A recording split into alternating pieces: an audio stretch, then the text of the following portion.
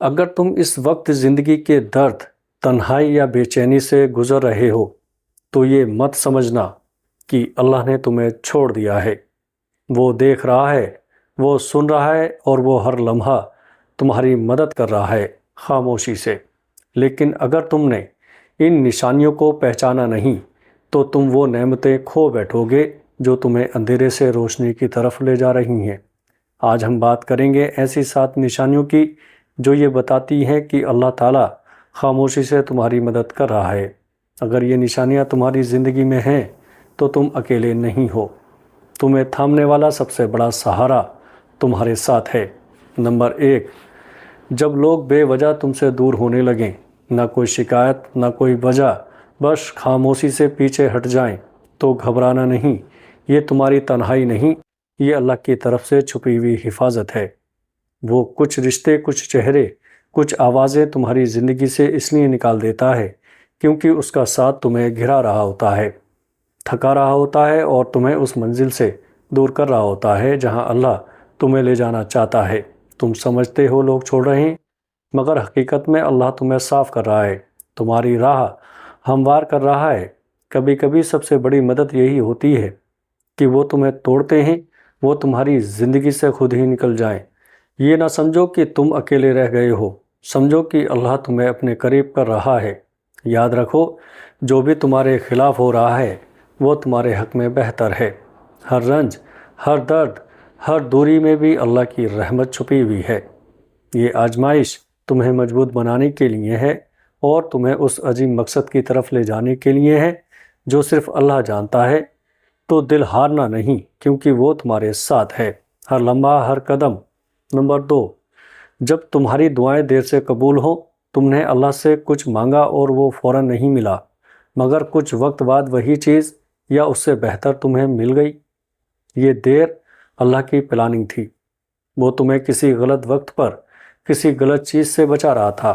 اگر کوئی چیز تم دل سے مانگو اور جواب آنے پر دیر ہو جائے تو مایوس مت ہونا، نا امید مت ہونا۔ یاد رکھو، اللہ کی مدد فوراً نہیں بلکہ صحیح وقت پر آتی ہے۔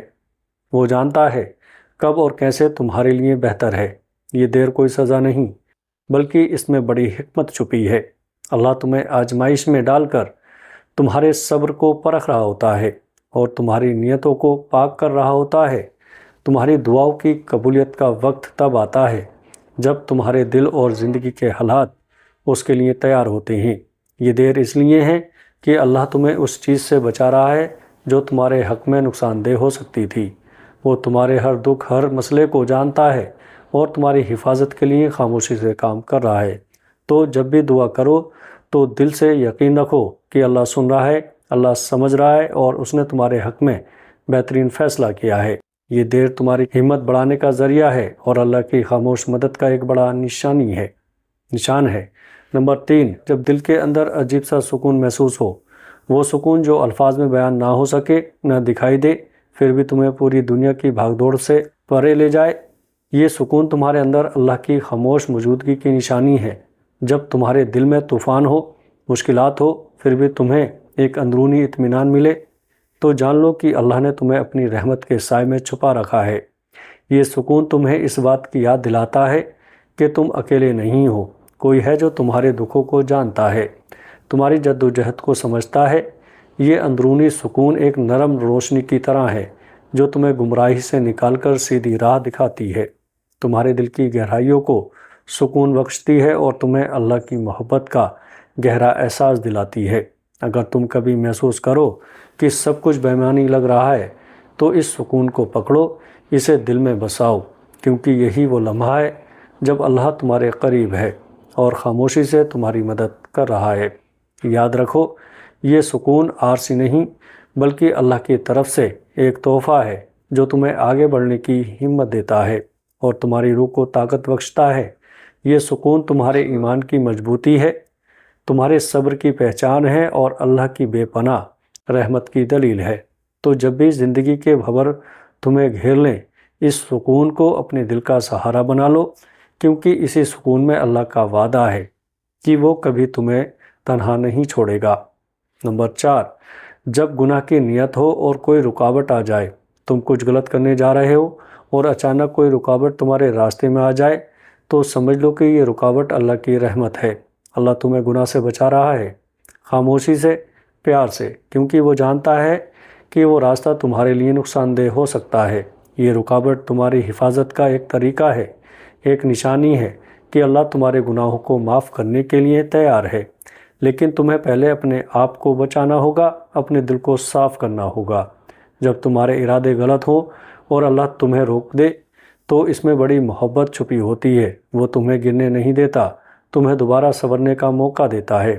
یہ خاموش مدد ہے جسے اکثر ہم نظر انداز کر دیتے ہیں، لیکن یہی اللہ کی سب سے بڑی مہربانی ہوتی ہے۔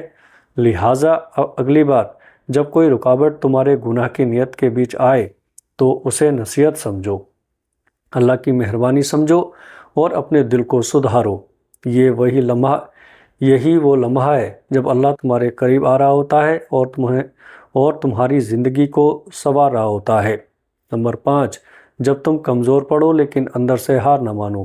جب تم زندگی کی سختیوں سے کمزور پڑ جاؤ اور تمہاری طاقت ختم ہو جائے، جسم تھک جائے اور دل بھی بوجھل ہو، تب بھی اندر سے ہار مت مانو۔ یہی وہ لمحہ ہے جب اللہ تمہاری مدد کے لیے قریب ہوتا ہے۔ جب تمہیں لگے کہ سب کچھ ختم ہو گیا ہے تو در حقیقت سب کچھ نیا شروع ہونے والا ہوتا ہے۔ اللہ تمہیں آزما رہا ہوتا ہے تاکہ تمہارے اندر چھپی ہوئی ہمت اور صبر کو جگا سکے۔ جب تم کمزور ہو تو یاد رکھو اللہ تمہارے ساتھ ہے، وہ تمہاری کمزوری کو جانتا ہے اور تمہیں طاقت دینے والا ہے۔ یہ کمزوری تمہیں توڑنے کے لیے نہیں بلکہ تمہیں سنوارنے کے لیے ہے۔ ہر بار جب تم گرتے ہو اللہ تمہیں اٹھاتا ہے، ہر بار جب تم تھکتے ہو وہ تمہیں نیا حوصلہ دیتا ہے۔ تو اندر سے کبھی ہار نہ مانو، کیونکہ اللہ کی مدد ہمیشہ تمہارے ساتھ ہے، اور یہ کمزوری صرف تمہارے ایمان کو مضبوط بنانے کے لیے ایک آزمائش ہے۔ یاد رکھو، اندھیرے کے بعد ہی روشنی آتی ہے، اور اللہ کی مدد بھی اکثر اس وقت آتی ہے جب تم سب سے زیادہ کمزور محسوس کر رہے ہو۔